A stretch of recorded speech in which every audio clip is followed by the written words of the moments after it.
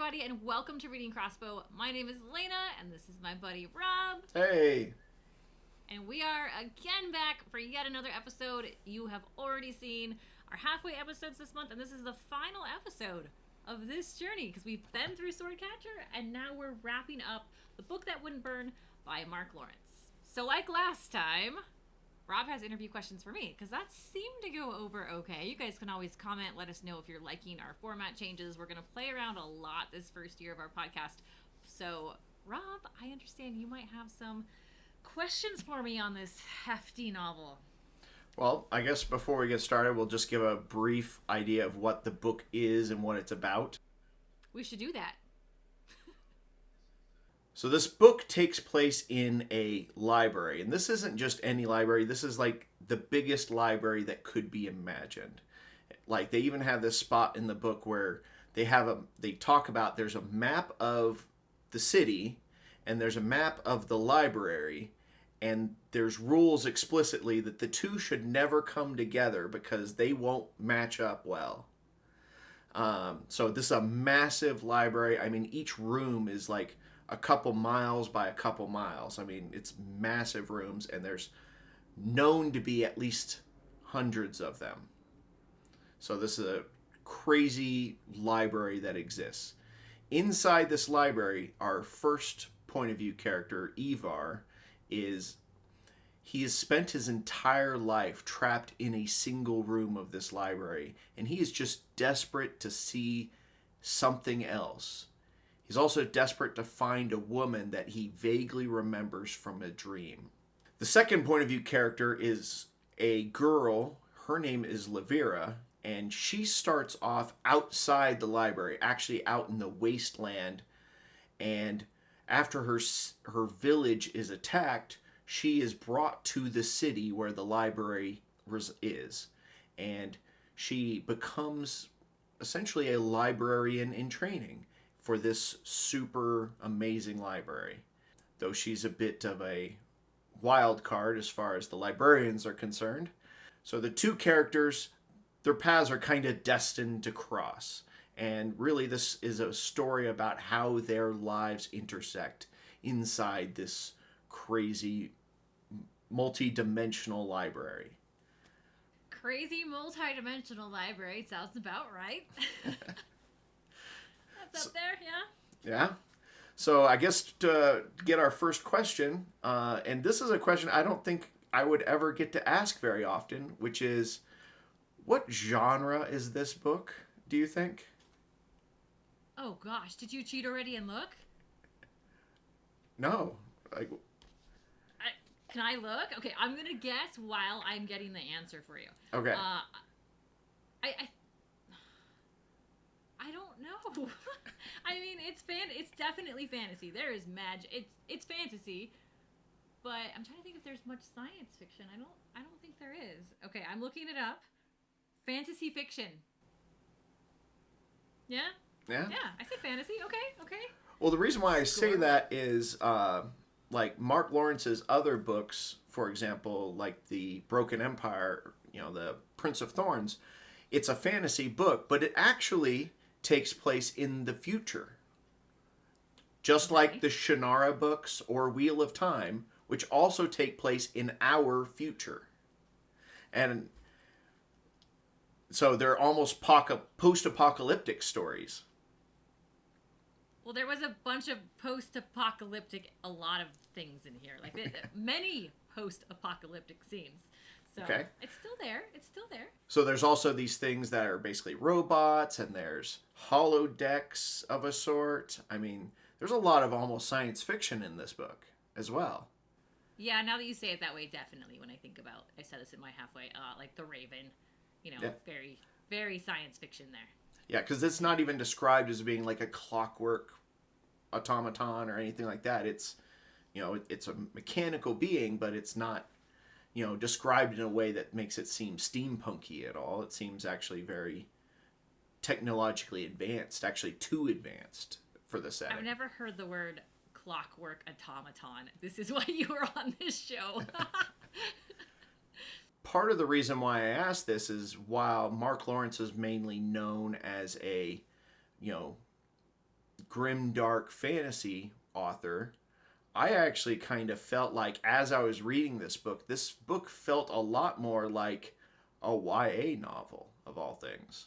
I don't know, just the way the characters worked, the way they pushed back against authority, the authority always hiding information. It really had this YA feel to it that I was actually kind of surprised by. Yeah, this is definitely just for, people curious about this, because we've talked a lot about like young adult and new adult. This is definitely young adult. It does not, if I had to pick one, just because this doesn't really cross over much in, to too many sexual experiences. If anything, it's very slow burn. And then I felt this too towards the end. It is enemies to lovers, sort of, kind of, without trying to give too much away. And so I think the YA group would definitely like that. So yeah, I would say YA. That's about right. And I am kind of an expert. So. I found that to be actually very unexpected in this book. Just the themes of this book were a lot more YA feeling than I would have expected from Mark Lawrence. Yeah, same. I was really shocked that I got such a tame Mark Lawrence novel. I don't know what to expect, but I said this in my halfway. If you guys haven't watched that yet, go back and watch it. I was just expecting a lot more grimdark, even though you told me that this was only rated like 1.5. I was just expecting more still. And that was the author's self-review, and so his 1.5 could have been a 4 for you. But it wasn't. It was definitely a 1, 1.5. I don't, 1. I didn't really get much grimdark in this. I don't know what I was expecting, because I haven't really read much, but I thought there'd be more. I mean, they did kill children on like page 10, so, or 20, so there's that. They did. But then again, most of the books we've read, there's kids dying. So, sorry, parents at home. We try to make this somewhat friendly, but, our choices so far have been, interesting. Okay. So if you were to try to give the viewers an idea of what kind of book this is like, is there a different, like, maybe media property that you would say, it's kind of like this, and this is why?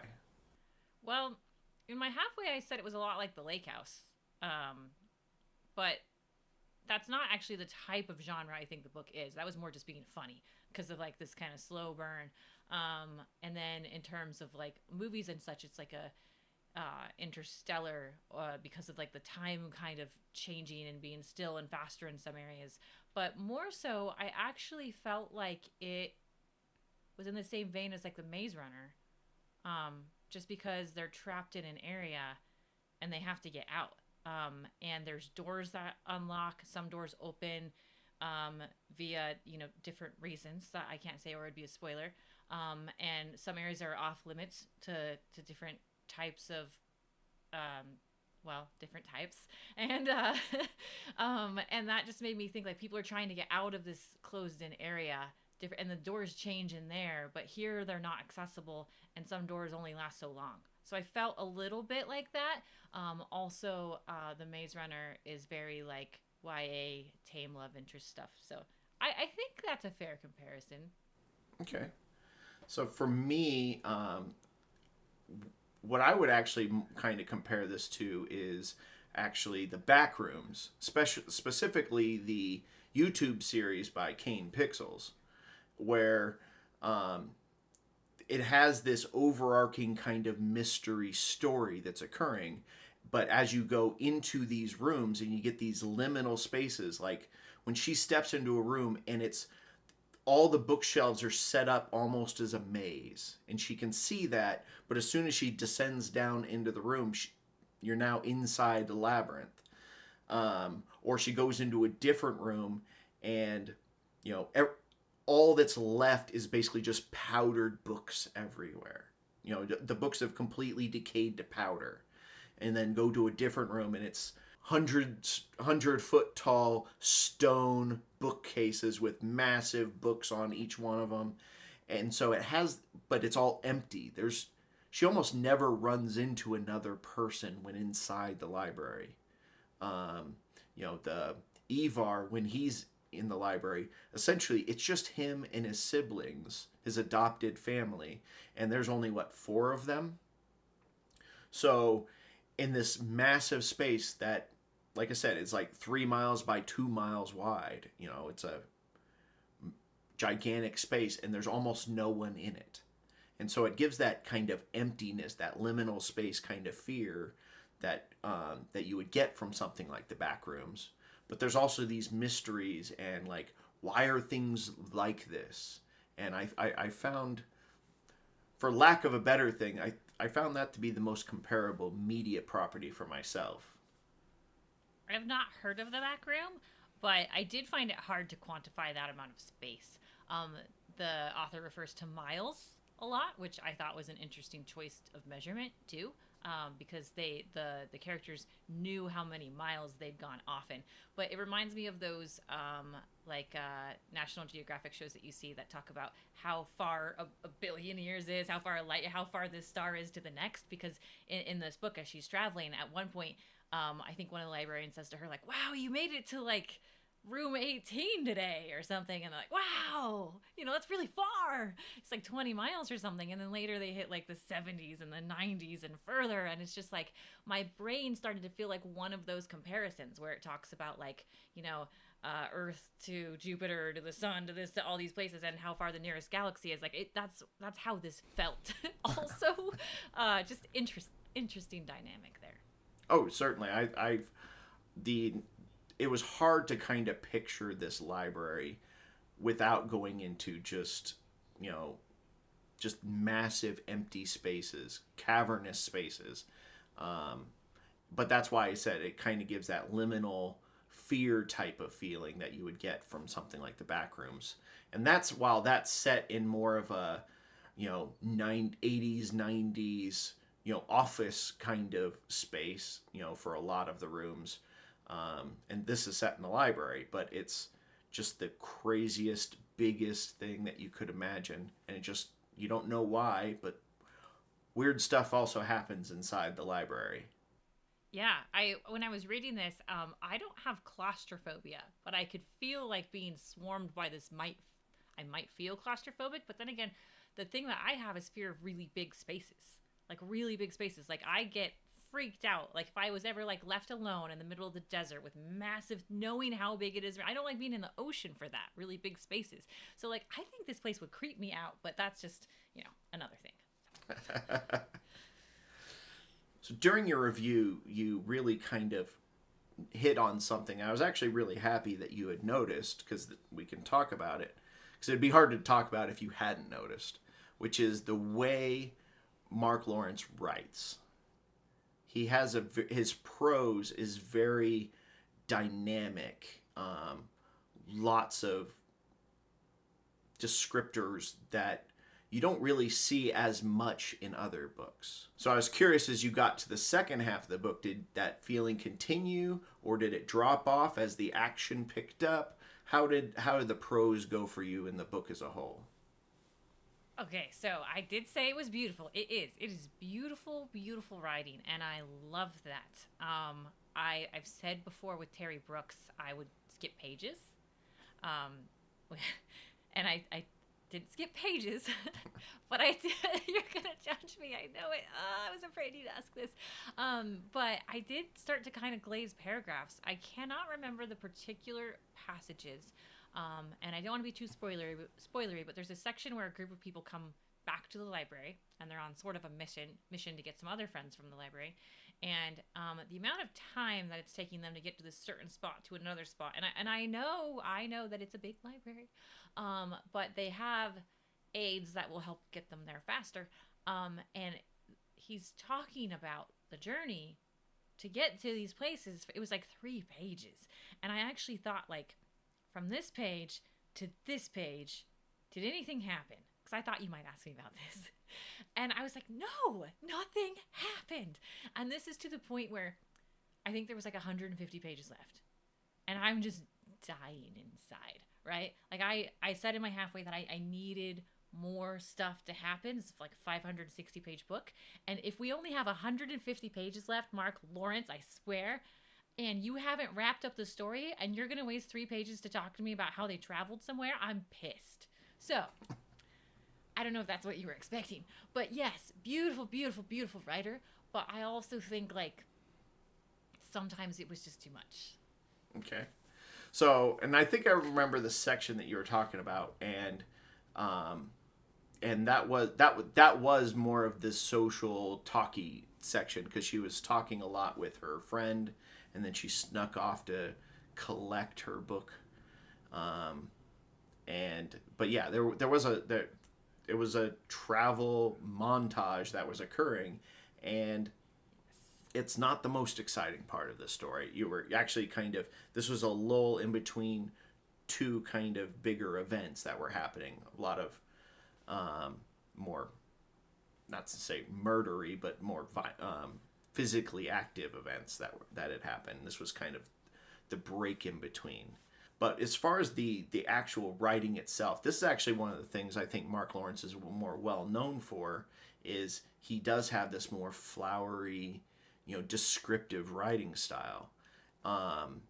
And so, for example, there was this one passage that stood out that I remember where it was talking about there was this breeze because there's a fire in the library, and there's this breeze, and it was blowing these pages, almost like leaves, and it said, and the wording was something like, one of them held firm, but its more unruly neighbors were billowing or blowing in the breeze, and this was just a background. This was a book kind of rustling in the wind. But what I found in this writing is that those descriptors tend to be on background stuff, whereas like something like Fourth Wing, where I commented about like her foot had its own pulse and that kind of stuff, which is the same kind of writing. That was all like emphatic. It was emphasizing the moment. Whereas a lot of this is the describing type of words you get in more older fantasy stuff, like the Lion, the Witch, and the Wardrobe, or Tolkien type stuff, where it's the words are describing the stuff around here, but the action, the main story tends to be a lot more focused in its word choice. I don't know if you... Yeah, I do. I agree. And I'm used to that type of attention to detail being used on characters. So, for example, our main character, Levira, one of our main characters, she has a friend named Utes, he's a librarian, and it talks about her going up this kind of winding tower staircase partway through to get to his office. And I'd love to hear that kind of attention to detail, to like him rustling papers on his desk, or like his actions on like telling her stories, because the moments that we get with you, who's also a very, very, very important character to the story, are minimal. Very small moments. We only get him speckled throughout the storyline until the end. And he's a very curious character. And I would love that kind of detail given to those moments. And I think that he could be a little bit more selective when he chooses to do that. And I would get a little less bored.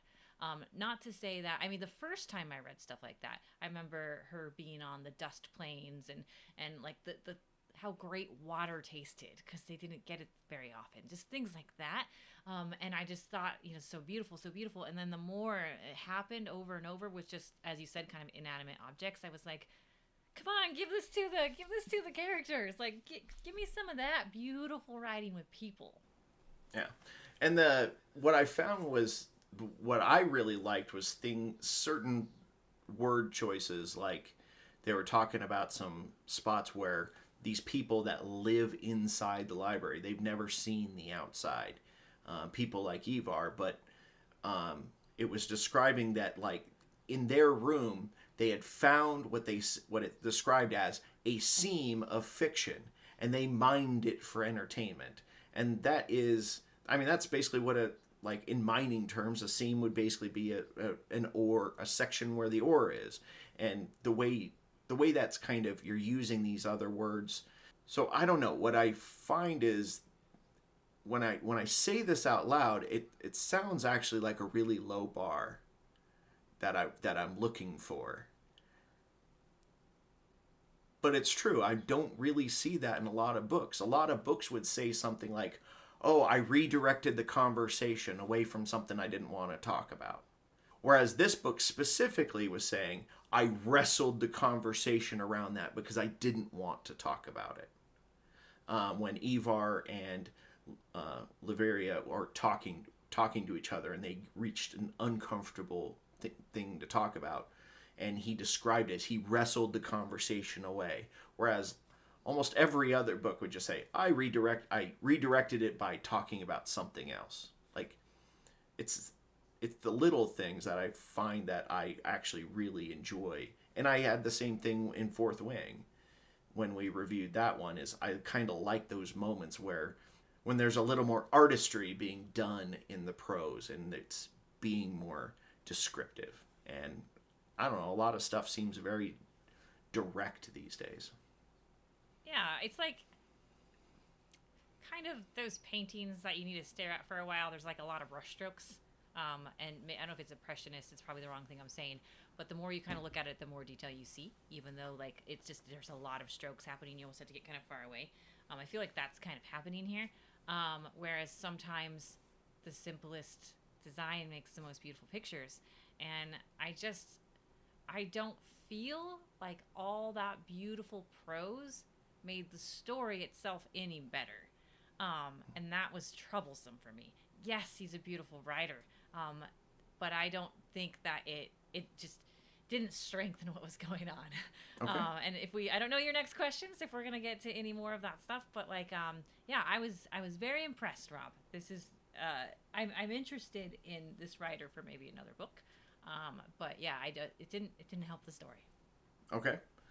So, I have a new word. I actually hadn't heard before.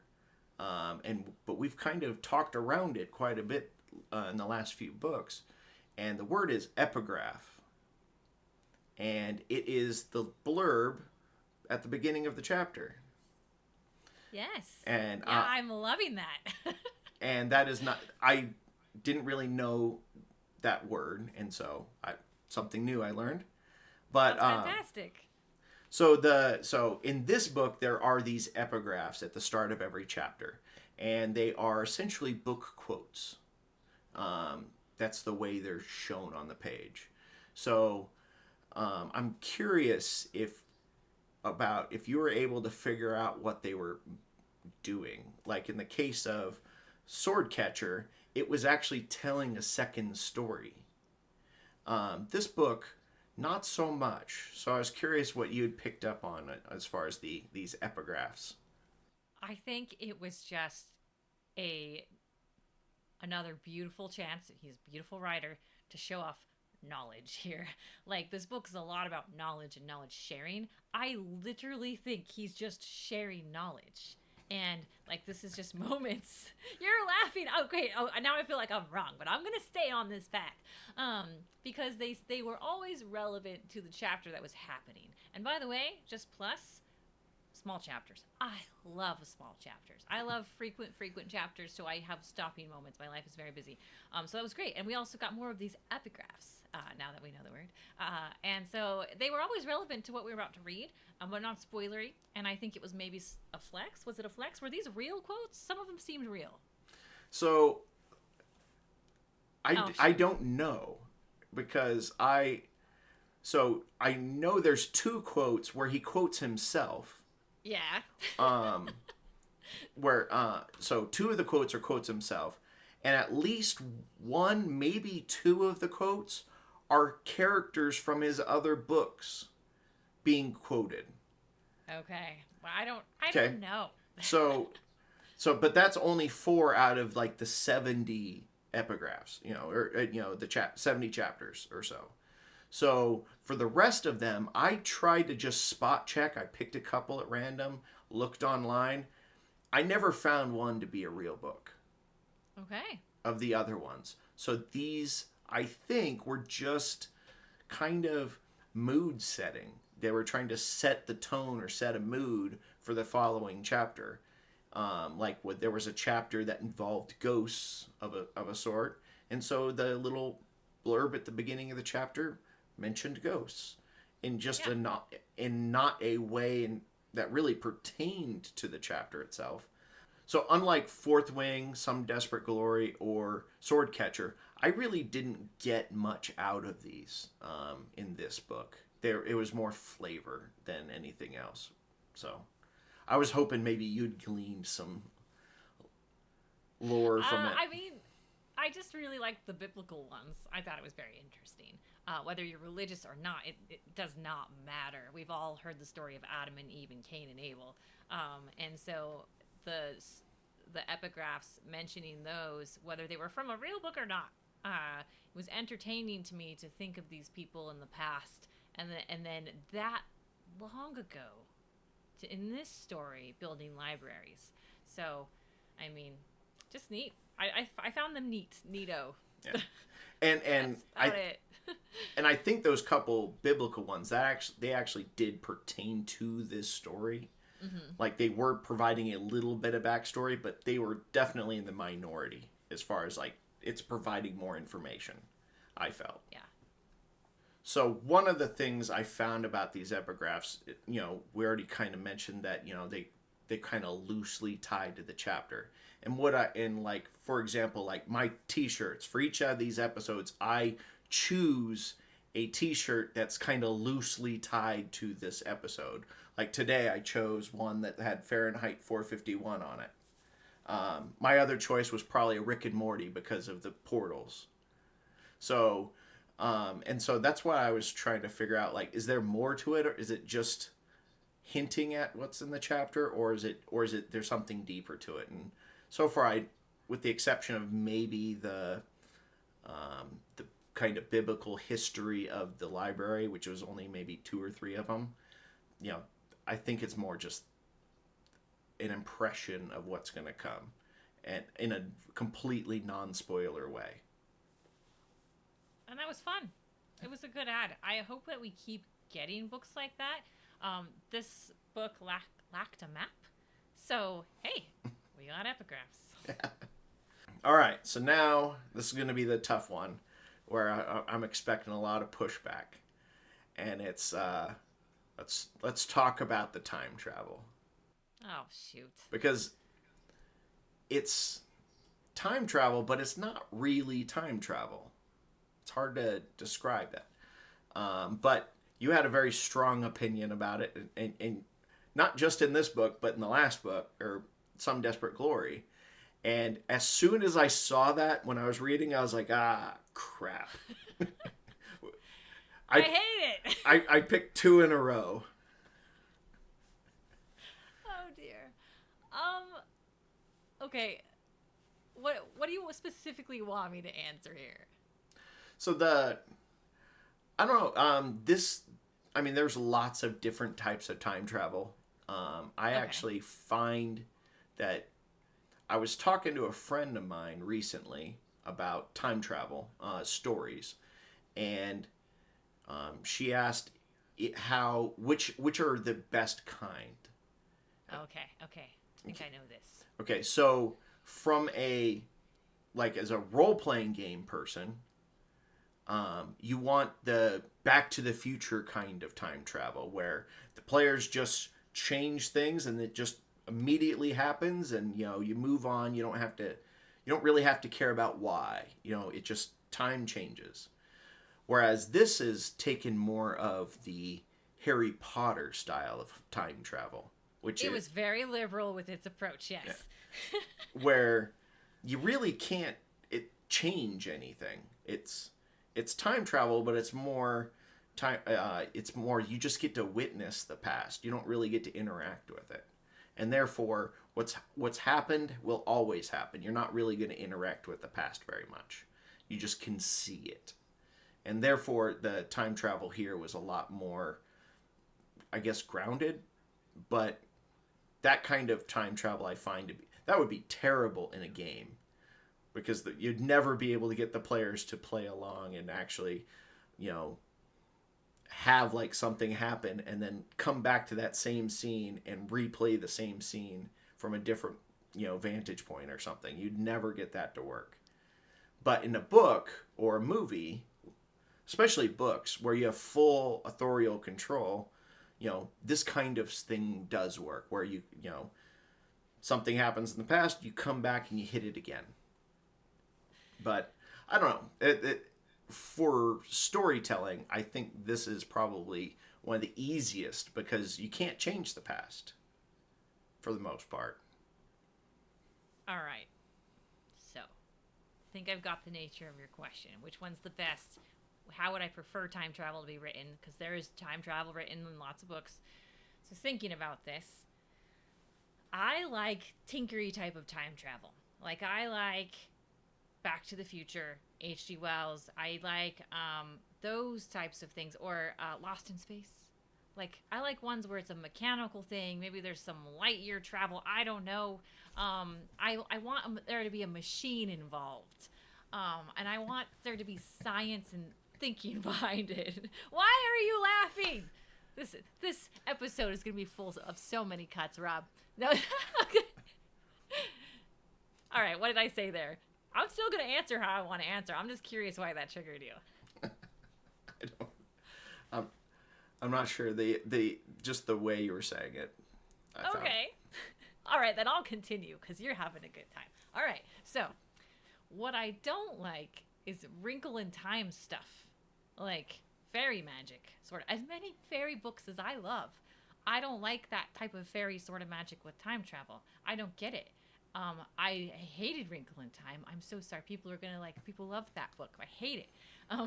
Because they're just folding space or something. I don't know. Ripples that they fly on. I don't understand. And then this is the same. They just drop into a pool magically and end up in weird interdimensional space. I don't know. There's a weird spot between times in this book. They call it the exchange. And while they're there, they're kind of locked in as themselves from whatever time frame they are. Because when you visit past time frames from the exchange, you're kind of a ghost. You can't impact anything, like you said. I do think that's cool. You can't change it. But while you're in the exchange, you're like flesh and being. You can even die there.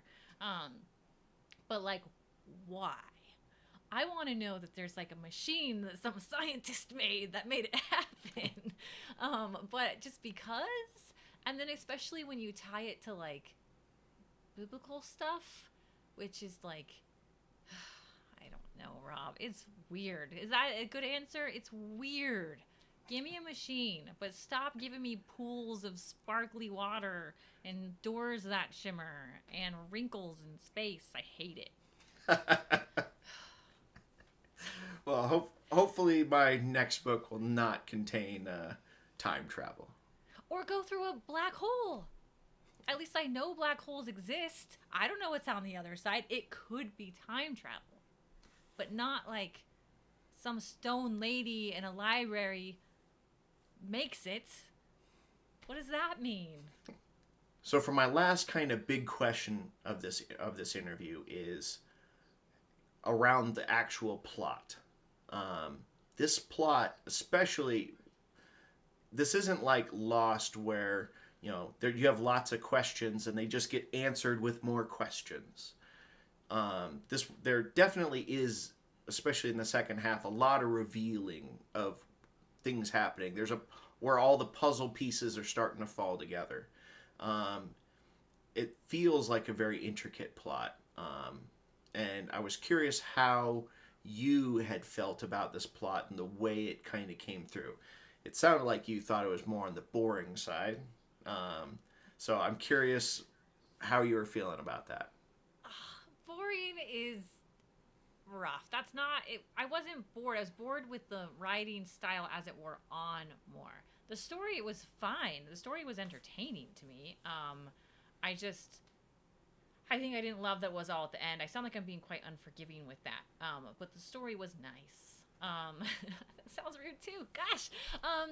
So I really liked that there was this kind of history rotation. It plays on history repeats itself quite a bit. And I shouldn't even say plays on. It very directly references history repeats itself. And so part of the plot is about this city and not and the landscape changing and how that happens throughout the years. And that's how some of this kind of time travel stuff goes in without being spoilery. And so we have like, it reminds me of like ancient civilization where like, who owns this area now? Oh, it's this place or this ruler, and it just changes hands, and borders change. This was a lot like that, and it didn't really become apparent till later. But what it set up in the beginning and why it took a while was, who your enemies are, and really kind of laid the lines of like, it kind of really messed with your mind on who you're supposed to like in this story, which I really loved, because you get your protagonists and you feel like they're always on the same side. At least you do in this book, and they still are on the same side. This is a fun little way to like intrigue you about it, but then they're not on the same side, but it ties into history repeating itself a bit.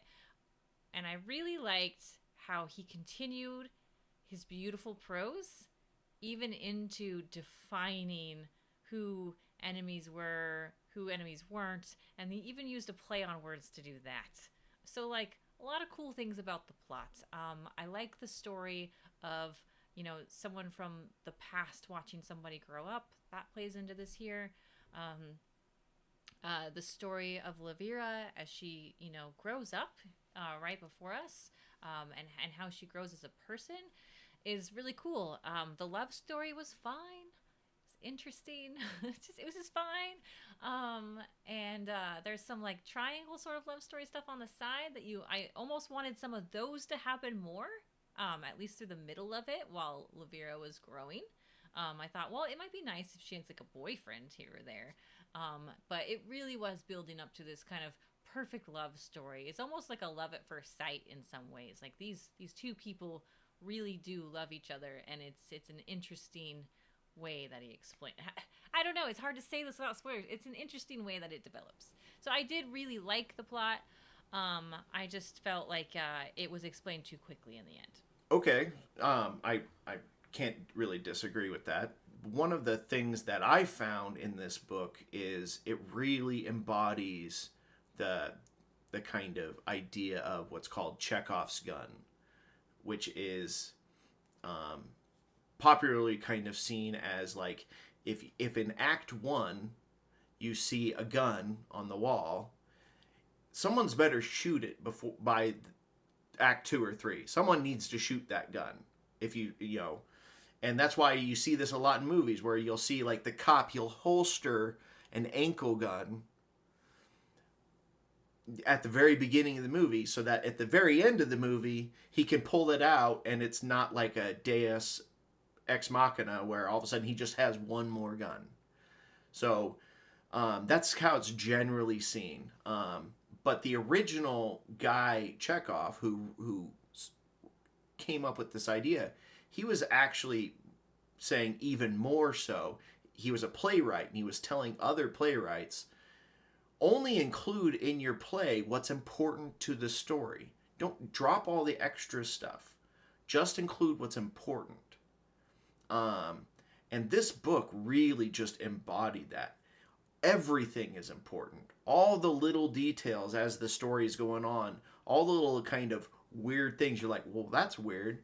Yeah, that's going to come up and be important later. And then a little bit later on, why is there a dent in that robot's head? Yeah, that's going to come up later. Like, everything gets explained, essentially. And there's no wasted details here. Now, there is some pushback on this idea. Like, Ernest Hemingway famously hated this concept. He said, you should have lots of wasted details. Stuff that's just there for flavor and for fun. But, I don't know. This is like a meticulously crafted plot. Like, everything kind of circles back and gets explained in its own way. And the couple things that aren't explained are specifically said, we're leaving this to be explained in the next book. Ugh. But we go back to Swordcatcher again, which is like, I think some characters were spent way too long on. like, we cut this on our last episode. I'm going to briefly touch on it. In Swordcatcher, there's one character that got a ton of attention, a lot of description, and then it didn't. They got one scene. It was cool, but like, I'm like, that could have totally been put in the next book. And then there's two characters in this book that I thought way too much time was spent on, and it was the character that tries to prevent Lavira from becoming a librarian. And then there's a girl who was in line with her on the day that she was getting sorted. And she comes up often, like a lot. But it doesn't matter. And I think too many pages were invested in these two characters that, seriously, the very last few pages, they're on the last few pages again. They're literally just standing around with other people, and he talks about them again. And I'm like, you clearly so badly want to set this up for book 2, but like, you wasted probably 12 pages in book 1. And then I also have to talk about like the dent in the forehead on the assistant thing, and like the crack and them turning gray. That was talked about so much, Rob. So much. I was like, I get it. There's a dent. You're gonna explain it. And I get it. There's like this slash in the armor here on the soldier, I think his name was. And I was just like, okay. And then at one point there's a feather out of a bird, and like, I'm like, okay, well, that's gonna, it was almost too much, because then she kept referencing it, and it was almost like, the first time I bring this up, this is for the intellectuals. The second and third times I bring this up, it's just in case there's dummies reading this. I mean, yeah, that's what it felt like. So I almost want it to be like, when I read it and then it comes up later and I'm like, oh, I was smart. I totally caught that. Yes. Yeah. But no, I never get that, because he explained it repeatedly, Rob. Yeah, and I agree wholeheartedly on, especially on a few of them where it's like how many times can you mention that there's this damage or whatever, and it's obvious that you're trying to set up the clue for the aha later on. Yeah, that, and like a couple times he overlaps. We talked about overlap in another book we read, but I can't remember which one. Since there's dual perspective, we get some moments where, like, you know, a character appears in this other person's timeline, and then when we go back to that person's perspective, they're kind of repeating what led to that. But unfortunately, that's where we get some of those walking 18 miles through the library stuff. And I'm like, okay, I legit just read about this. I know you're going to end up with this. I know what this is building to, but like, that would take many pages too. And I didn't feel like the crossover, although I liked it, I liked getting that person's perspective, because you do kind of wonder, because there's all this portally stuff, like, how did they get there? They weren't there. Like, how did it happen? But like, I thought that overlap should have been a little shorter, and it was like this at times. And so, yeah, I only remember a little bit of that overlap, and in the one I specifically remember, the retelling actually was important, because the perspectives were so different as far as the way the characters had perceived this one incident. If there was more of them, I glossed over that and missed it. But what I found about this plot in general was, I found myself trying to put the puzzle pieces together a lot as the story was going, trying to find those clues and put them together. I find that to be entertaining in a book, especially when the book isn't just going to be like, oh, you expect it to be this way? Well, screw you. It's going to be the complete opposite, because I want to surprise you. You know, I hate that kind of storytelling. So I like when, you know, like I was, you know, a couple spots where it's like, I think this is going to happen. And I was completely wrong. I was wrong on a few things. Yeah, absolutely. Especially the big thing. Yeah, I totally thought the sister, there was a thing with the sister that I thought was going to be completely different, and I was absolutely wrong. And I'm fine. And the thing was, is like, it's not that the clues were wrong. It's that I was putting the clues together incorrectly. The clues were fine, and because the clues did add up to something meaningful. It's just I put them together wrong, and I like that. I like that kind of storytelling. And so overall, I thought the plot, because it was so meticulously put together, it kind of gave you that House or the TV show Psych type of feeling, as you can see all these clues building up, and you know it's going somewhere even if you don't quite know where it's going.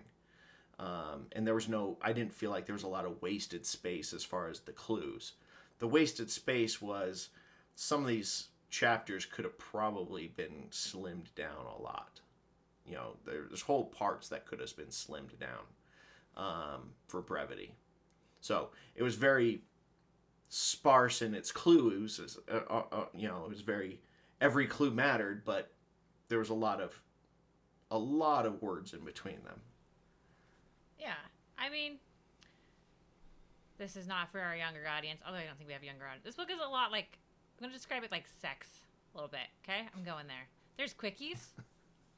There's, like, passionate stuff.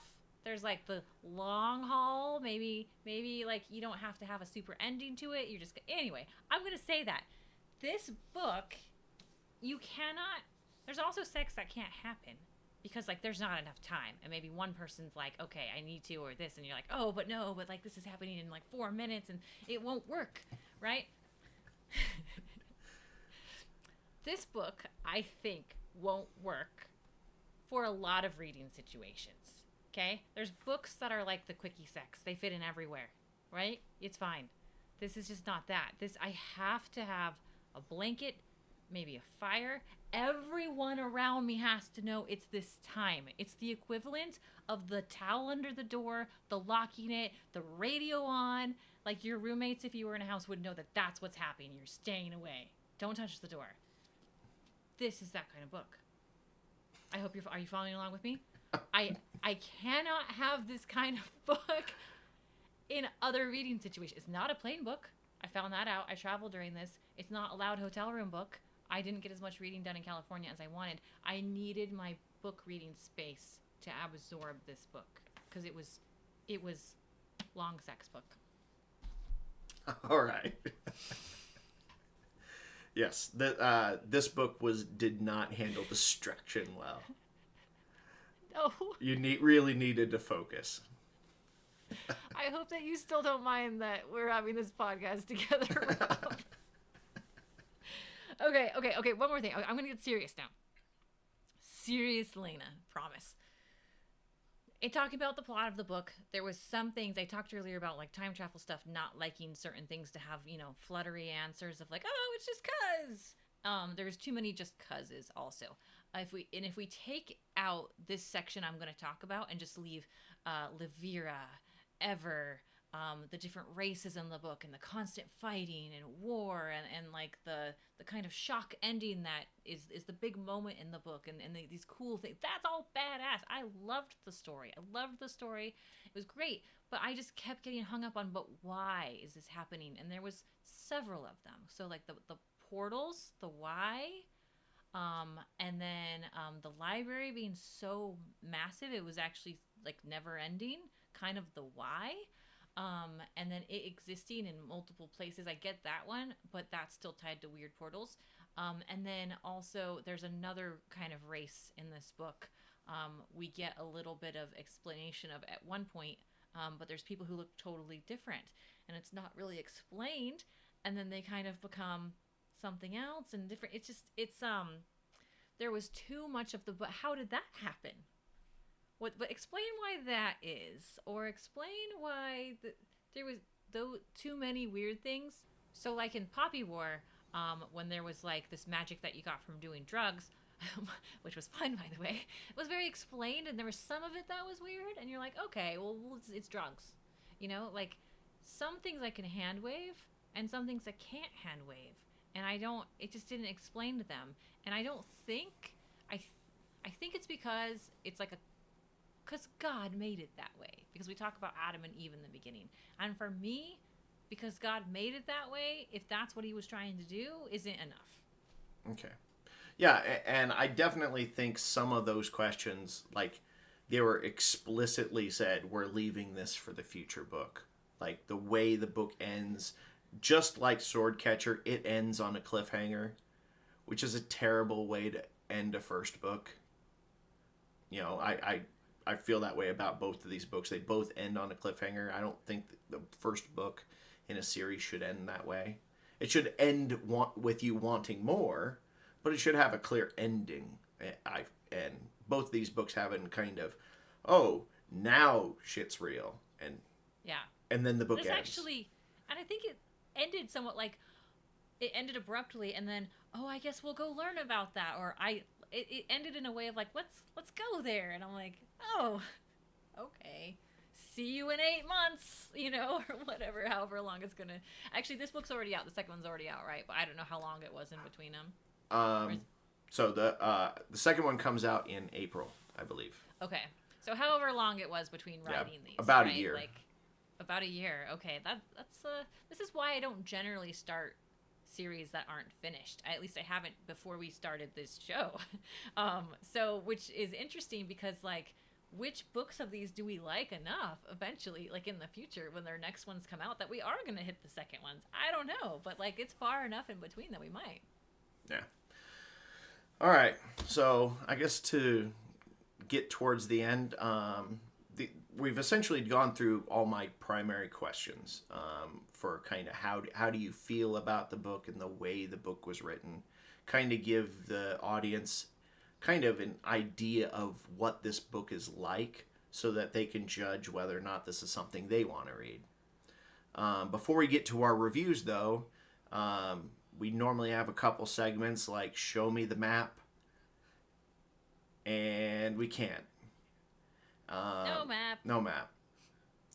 And actually, I think, like, it actually says in the book, like, there is a map of the library, and you shouldn't look at it, like, type of thing. Although yeah, that was actually kind of cool. And then also we normally try to see if there's any crossbows. There are crossbow-like things, but I don't remember crossbows in the book unless they were some right at the very beginning. I didn't get any. Yeah, no. They have these things called arrow tubes, which shoot arrows, and like I think at the beginning they're shot with pneumatic, like compressed air, and later on it's shot with essentially like a gunpowder, but it's kind of an a crossbow, but it's not a crossbow. It's never described as such, as far as I recognized. The only spot where it could have been would have been the very beginning when Levira is first being brought to the city.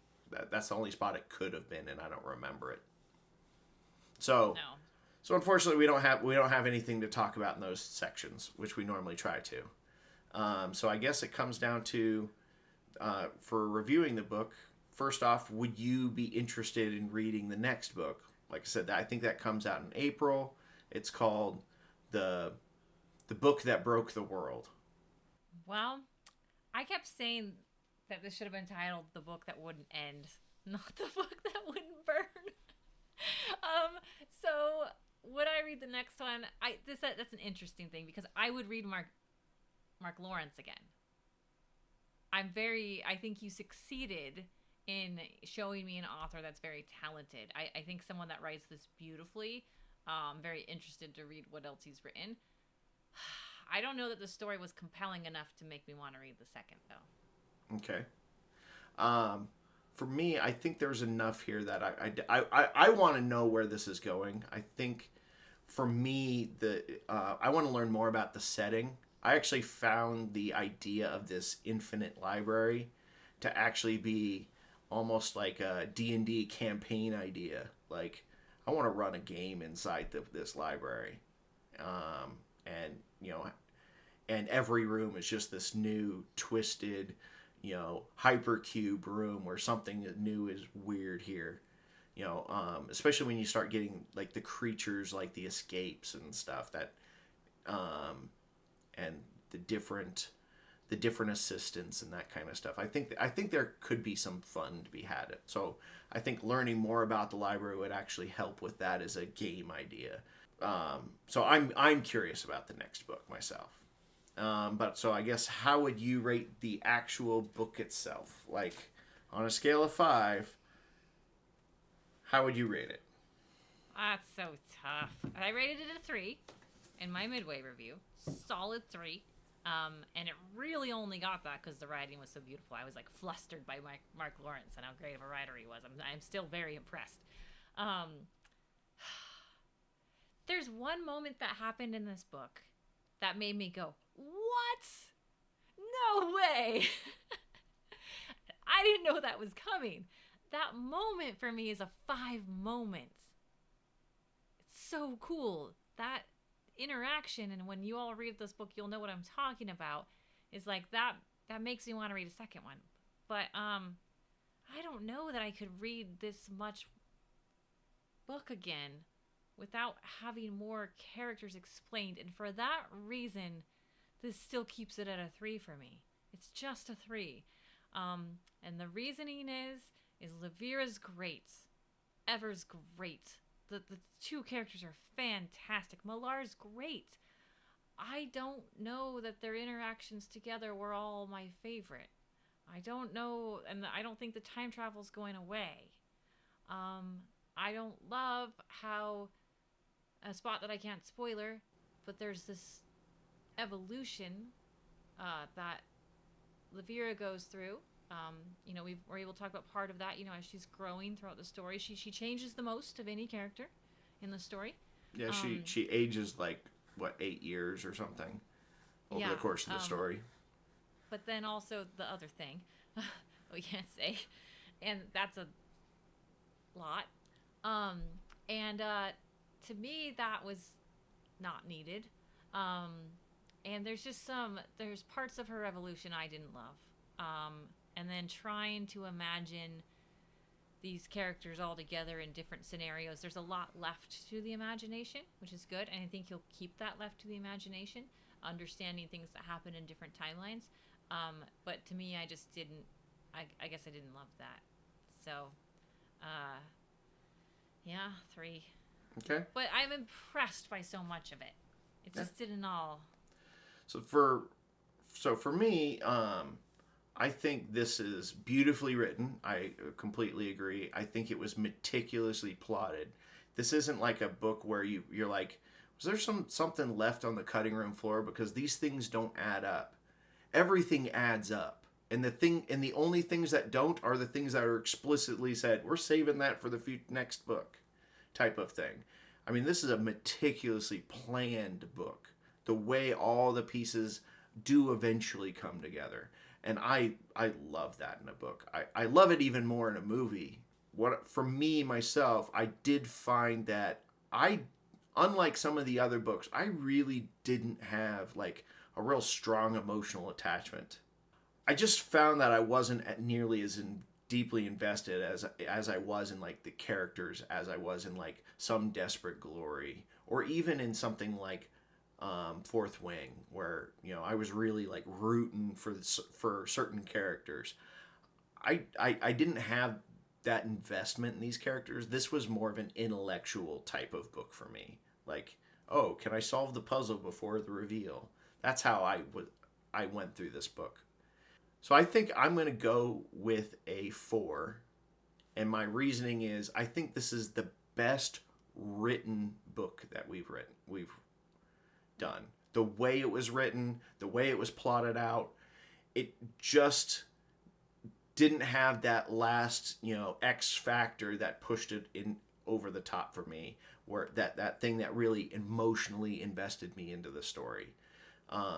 I'm hopeful that that's going to be there in the next book. In fact, there's even a couple plots that are still kind of dangling specifically, and I'm like, I want to see how this plays out. And I think things like the why of the library, I think that's the big reveal of the whole book, of the series. Unfortunately, we're probably not going to get that answer until the end, and that might be too much. Yeah, have you ever had a beautiful, beautiful cake? Just, it's stunning. Yeah. And then you taste it and you're like, that's good. It's a good cake. It's beautiful, though. But it's just good. And then someone makes like this sheet cake on the side. There's like the main wedding cake or something. It's like and then you get the sheet cake. It's ugly, but holy shit, it tastes delicious. Yeah, it's kind of like that. It's not the sheet cake on the side. It's too beautiful. But could have tasted a bit better. All right. You say all these beautiful things, and I'm like, wedding cake. Yeah. So that's our review of the book that wouldn't burn. I think it's actually a very good book for people to try, especially if you want that flower, or, that more wordy, descriptive text and the meticulously plotted plot. I think this is a good book for you. If you're a person that maybe struggled to read like Lord of the Rings, this might not be the book for you. I love that we have all sorts of different people who read all sorts of different books on the show. So someone's gonna really love this and maybe even tell us something about why they did that I didn't think of. So I'm looking forward to that. We tend to find out those types of things in our Discord. Starting to get a few more people there. We love it. We've shared some thumbnails recently that didn't make the cuts, so I've added that section so you can check out thumbnails that we don't use. There's a great one of Robin there now. I'm about ready to put one of me up in there soon. So make sure to follow us on Discord and like and subscribe our channel, and we will see you all next time. All right. Thank you.